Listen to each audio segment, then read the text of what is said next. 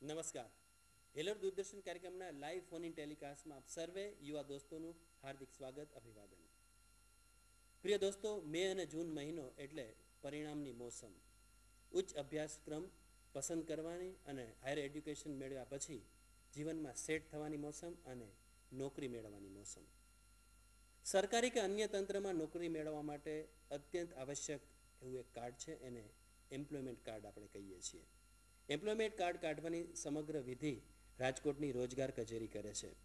એ ઉપરાંત કઈ કઈ કામગીરી કરે છે એમની વિગતે વાત કરવા સમગ્ર સૌરાષ્ટ્ર કચ્છની તમામ આઈટીઆઈના નાયબ નિયામક રોજગાર શ્રી પી. મહેતા સાહેબ આપના પ્રશ્નોના ઉત્તર અને મૂંઝવણના માર્ગદર્શન માટે ઉપસ્થિત છે. આજની આપણી ચર્ચાનો વિષય છે રોજગાર કચેરીની ફરજો અને કામગીરી. આપ સર્વે દર્શકોથી શ્રી મહેતા સાહેબનું આ કાર્યક્રમમાં હાર્દિક સ્વાગત છે. મહેતા સાહેબ, અમારા દર્શકો વતી, ખાસ કરીને યુવા દર્શકો વતી આપનું હાર્દિક સ્વાગત છે. એમ્પ્લોયમેન્ટ કાર્ડ કઢાવવું છે, બરાબર? મારે જ કઢાવવું છે, તો કયા કયા દસ્તાવેજોની આવશ્યકતા છે અને એની વિધિ શું છે? બરોબર. આપને જો એમ્પ્લોયમેન્ટ કાર્ડ કઢાવવું હોય તો કોઈ પણ બેરોજગાર ઉમેદવાર 18 વર્ષથી મોટી ઉંમરનો હોય તો એ બેરોજગારી કાર્ડ આપણું કઢાવી શકે છે. હવે આ માટે દરેક જિલ્લાની રોજગાર કચેરીઓમાં અથવા તો દરેક જિલ્લામાં એક રોજગાર કચેરી આવેલી છે. ઓકે. યસ. એ દરેક જિલ્લાની રોજગાર કચેરીમાં ઉમેદવાર પોતે જઈ અને રોજગાર કાર્ડ કઢાવી શકે છે. આ માટે એણે પોતાની એસએસસીની માર્કશીટ, એસએસસીનું સર્ટિફિકેટ, 12માની માર્કશીટ, 12માનું સર્ટિફિકેટ, ગ્રેજ્યુએશનની માર્કશીટ, એફવાયએસવાયની જરૂર નથી, ગ્રેજ્યુએશનની માર્કશીટ, ઓકે, પોસ્ટ ગ્રેજ્યુએશન, જે કોઈ લાયકાત કે અનુભવ એની પાસે હોય એ તમામના સર્ટિફિકેટ સાથે અને 2 ફોટોગ્રાફ્સ લઈને જવાના હોય. અચ્છા, જો એણે જિલ્લા કક્ષાએ ન જવું હોય તો તાલુકા કક્ષાએ પણ એ જઈને રોજગાર કાર્ડ કઢાવી શકે છે. અચ્છા, હશે. આપણે કીધું કે અનુભવનું પ્રમાણપત્ર. અનુભવનું પ્રમાણપત્ર એટલે શું? અચ્છા, આમાં શું છે કે રોજગાર કચેરીમાં બધા જ બેરોજગાર ઉમેદવાર આવે એવું નથી હોતું. કોઈક વખત એક્સપિરિયન્સ ઉમેદવારો પણ નોંધાવા આવતા હોય છે. વધારે પ્રોસ્પેક્ટસ માટે એ લોકો અમારે ત્યાં કાર્ડ કઢાવી જતા હોય છે, કારણ કે અમારે ત્યાં કોઈક વાર જગ્યાઓ એક્સપિરિયન્સ ઉમેદવારોની પણ નોંધાતી હોય છે. અચ્છા, એટલે એ લોકો જો અનુભવ ધરાવતા હોય તો એવા ઉમેદવારો પણ કોઈક વાર અમારે એટલે એવો અનુભવ તમે કેને વેલિડ ગણો? એમ કોઈ પણ ફેક્ટરીનો અનુભવ હોય તો પણ ચાલે કે એના માટે તમારું કોઈ ધારાધોરણ છે? ના, એમાં કોઈ પણ કારખાનામાં ધારો કે એ કામ કરતો હોય કે ફેક્ટરીમાં એ કામ કરતો હોય ઉમેદવાર, તો તેના માલિકનું સર્ટિફિકેટ એ લેતો આવે કે ભાઈ આ ઉમેદવાર જે છે એણે આ તારીખથી આ તારીખ સુધી અમારે ત્યાં 6 મહિના માટે મિનિમમ કામ કરેલું છે અને એ પેટે અમે તેને આટલો પગાર આપતા હતા અને એણે આટલા પગારમાં આ કામ કરેલું છે. આવું એક પ્રિસ્ક્રાઇબ નમૂનાનું ફોર્મ છે. એ જો લઈને આવે તો અમે એનો એક્સપિરિયન્સ નોંધી દઈએ છીએ. એટલે એ નમૂના આપની ઓફિસમાંથી મળી શકે? હા, મળી શકે. અચ્છા, એટલે ધારો કે કોઈ કારખાનામાં કામ કરતો હોય, કદાચ બહુ ભણેલો ન હોય, એસએસસી અથવા તો નોન મેટ્રિક પણ હોઈ શકે, તો એવી વ્યક્તિને ખબર નથી કે આવું સર્ટિફિકેટ મને ભવિષ્યમાં ઉપયોગી થશે, તો તમે એનો નમૂનો આપી શકો ને? હા, એનો નમૂનો અમે આપી શકીએ. અને અમે જ્યારે ઉમેદવાર અમારે ત્યાં કચેરીમાં આવે ત્યારે સૌ પ્રથમ સવારે 10:30 વાગે એને કેરિયર ટોક્સ આપીએ છીએ. એને આ બધી માર્ગદર્શન વાતોનું અમે એને સમજ આપીએ છીએ કે ભાઈ અત્યારે રોજગારીની પરિસ્થિતિ કેવી છે. અચ્છા, શું કરવાથી રોજગારી મળે અથવા ઓકે, તો શું કરવાથી તમારી એમ્પ્લોયેબિલિટી વધે, બરાબર. એ માટેનું અમે એને ગાઈડન્સ આપીએ છીએ 5-10 મિનિટનું. સાહેબ, આપણે આ વાત ચાલુ રાખીએ છીએ. રાજકોટથી કરણભાઈનો ફોન છે. હલો, હલો, હાજી, જી, હા,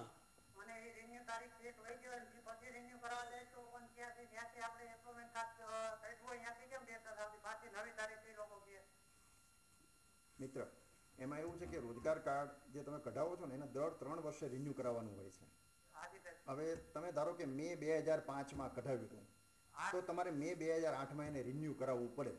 હવે તમે મે મહિનામાં ધારો કે ન આવી શકો તો જૂન અને જુલાઈ સરકાર 2 મહિના છૂટના આપે છે, પણ 31 જુલાઈ 2008 સુધીમાં તો તમારે એને રિન્યૂ કરાવી દેવું પડે. અને છતાં તમે જો ન કરાવી શકો તો પછી એ કાર્ડ, હવે તો કોમ્પ્યુટરાઇઝ સિસ્ટમ છે, આપણે રજિસ્ટ્રેશન ને સબમિશન ને બધું કોમ્પ્યુટર મારફતે થાય છે. કોઈ માણસ તો આ કામ કરતો નથી લેખિતમાં, એટલે કોમ્પ્યુટરાઇઝ છે. એટલે કોમ્પ્યુટર એને 2 મહિનાના પ્રોગ્રામ પછી એને કોમ્પ્યુટરમાંથી કાઢી નાખે કાર્ડ. એટલે તમારે નવેસરથી એ કાર્ડ કઢાવવું પડે. યસ. એટલે સાહેબ એવું બની શકે કે જ્યાં કરણભાઈએ પ્રશ્ન કર્યો કે ભાઈ એમને રાજકોટ જિલ્લામાં કાર્ડ કઢાવેલું હતું અને મે 2008માં એનું કાર્ડ પૂરું થતું હતું, જૂન જુલાઈ 2 મહિના જતા રહ્યા, પછી એને રાજકોટમાં નથી કઢાવવું, એ તો જુનાગઢમાં સેટ થયા છે, તો ત્યાં કઢાવી શકે? હા, ત્યાં પણ તમે કાર્ડ કઢાવી શકો. ગુજરાતના કોઈ પણ જિલ્લામાં એ કાર્ડ તમે કઢાવી શકો છો. ફક્ત તમારે ત્યાં કહેવું પડે કે હું અહીં રહું છું. અચ્છા. અથવા ધારો કે રાજકોટમાં તમે કઢાવ્યું એ કાર્ડ, તો તમે રાજકોટ જિલ્લામાંથી એ કાર્ડ જુનાગઢ જિલ્લામાં ટ્રાન્સફર પણ કરાવી શકો છો. અચ્છા, ટ્રાન્સફર પણ થઈ શકે છે. તમારી જૂની સિનિયોરિટી ચાલુ રહે. તો એ કેવી રીતે થાય? એમાં શું વિધિની જરૂર છે? એમાં તમારે રોજગાર કચેરીમાં જઈને એક અરજી આપવાની કે ભાઈ હવે મેં કાર્ડ રાજકોટમાં કઢાવ્યું છે, પણ હવે હાલ હું જુનાગઢમાં સ્થાયી થયેલો છું, એટલે જુનાગઢમાં મારું કાર્ડ ત્યાં ટ્રાન્સફર કરવા વિનંતી છું. તો તમારું 90નું કાર્ડ હોય કે 95નું કાર્ડ હોય ને, તો એ સિનિયોરિટી ત્યાં જુનાગઢમાં જળવાઈ રહે. એટલે ત્યાં આપણે એવું બને કે ત્યાંના જે રહેઠાણનો પુરાવો આપણે દેવો પડે એવું બને? ના, એવી કોઈ જરૂર નથી. તમે તમારું કાર્ડ ત્યાં ટ્રાન્સફર કરાવી શકો. અચ્છા અચ્છા. હવે સાહેબ, મારા દર્શકોને છે ને તમારો અવાજ થોડો ઓછો આવે છે, એટલે થોડો તમે પ્રોજેક્શન રાખજો, બરાબર? હવે સાહેબ, હાલમાં રાજકોટમાં કેટલા બેરોજગારો છે એમ? અત્યારે રાજકોટ જિલ્લામાં લગભગ 49,487 ઉમેદવારો બેરોજગાર છે. અચ્છા. હા, માર્ચ 2008 અંતિત. માર્ચ 2008 અંતિત. અચ્છા. 49,487 ઉમેદવારો બેરોજગાર નોંધાયેલા છે. અચ્છા. યસ. હવે સાહેબ, તો હવે ખરેખર કાર્ડ કઢાવવાનો એ સચ મતલબ શું છે આમ? જો સરકારમાં અત્યારે નોકરીની શું સ્થિતિ છે એમ? સરકારમાં અત્યારે નોકરીની સ્થિતિ ખરેખર તો આપણા રાજ્ય તો એટલું નસીબદાર છે કે આપણે ત્યાં બેરોજગારીનું પ્રમાણ એટલું બધું નથી. અચ્છા. હું તમને એક સાદું ઉદાહરણ આપું તો આપણે દેશની વસ્તી અત્યારે 105 કરોડ છે. ઓકે, બરોબર. આપણે ઓલ ઓવર ઇન્ડિયામાં આપણે ત્યાં 4 કરોડ ને 67 લાખ લોકો નોંધાયેલા છે. ઓલ ઓવર ઇન્ડિયામાં 4 કરોડ ને 67 લાખ લોકો શિક્ષિત બેરોજગાર છે. DGENT ના આંકડા છે આપણી પાસે. ઓકે, બરાબર. તો તમે એનો આશરે તમે કાઢો તો 4.67% બેરોજગારી થઈ કહેવાય. સાહેબ, આપણે બેરોજગારીની વાત કરીએ છીએ, પરંતુ એક નીલમબેનનો પ્રશ્ન છે. હેલો. હા, બોલો. હેલો, નમસ્તે સર. હાજી, બોલો. સર, મારો પ્રશ્ન છે, એમ્પ્લોયમેન્ટ કાર્ડ કઢાવવા માટે આપણે લિવિંગ સર્ટિફિકેટની જરૂર હોય છે, પણ એ લિવિંગ સર્ટિફિકેટ મારી પાસે નથી, મિસ થઈ ગયું છે, તો હું એના સિવાય કઈ મારી પાસે કોઈ બીજો વિકલ્પ? અચ્છા, મિસ થઈ ગયું છે ને? હા. તો આપ અત્યારે શું કરો છો? હું અત્યારે GSET ની તૈયારી કરું છું. SSC નું બોર્ડનું સર્ટિફિકેટ છે આપની પાસે? હા, એ તો છે. બસ, તો એ લાવજો. પણ સર, એના જો મારી પાસે ડુપ્લિકેટ LC હોય તો ચાલે? ચાલે. ચાલે. ચાલે. Okay, thank you sir. અચ્છા. એટલે સાહેબ, આપણે જે નીલમબેને આપણે પ્રશ્ન જવાબ આપ્યો કે ભાઈ SSC નું જે સર્ટિફિકેટ હોય છે એમાં નીચે જન્મ તારીખ લખેલી હોય છે, હા, લખેલી હોય છે. તો એ પણ તમે વેલિડ ગણો છો ને? અમે વેલિડ ગણીએ છીએ. અચ્છા. ઓન ધ કોન્ટ્રી LC કરતાં એ જન્મ તારીખ વધારે વેલિડ ગણાય. બરાબર છે. કારણ કે એ ડોક્યુમેન્ટ સરકારે આપેલું ડોક્યુમેન્ટ. ઓકે. LC તો સ્કૂલ આપે છે. બરાબર.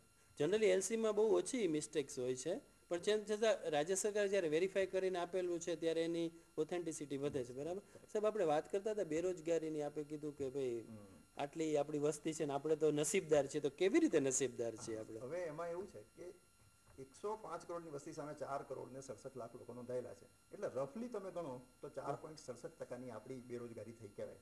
ઓકે. ગુજરાત રાજ્યની વસ્તી 5 કરોડ ને 18 લાખ છે, અને એની સામે આપણે ત્યાં માર્ચ અંતિત નોંધાયેલા બેરોજગારો 7,91,000 છે.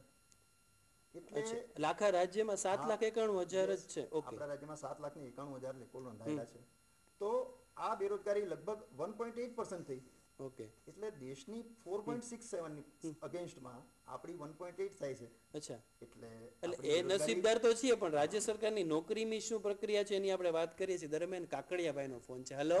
હાલમાં તો સરકારની પોલિસી જોબ આપવાની જે છે સરકારમાં, તો સરકારમાં જોબ ચાલુ જ છે. આજે પણ નોકરીઓ મળે છે. પોલીસ કોન્સ્ટેબલની જગ્યાઓની જાહેરાતો થાય છે. એસટીની અંદર ડ્રાઈવર કંડક્ટરો પણ ભરતા હોય છે. જંગલ ખાતામાં ગ્રામ મિત્ર ભરાતા હોય છે. સરકારના દરેક તાલુકાઓમાં આજે ગ્રામ મિત્રોની જગ્યા ભરાય છે. એટલે સરકારમાં PTC શિક્ષકોની જગ્યાઓ ભરાય છે. કોલેજની અંદર પ્રોફેસરોની, લેક્ચરરોની જગ્યાઓ પણ ભરાય છે. એટલે આપના મારફત જ ભરાય છે? બિલકુલ નહીં. અચ્છા. હવે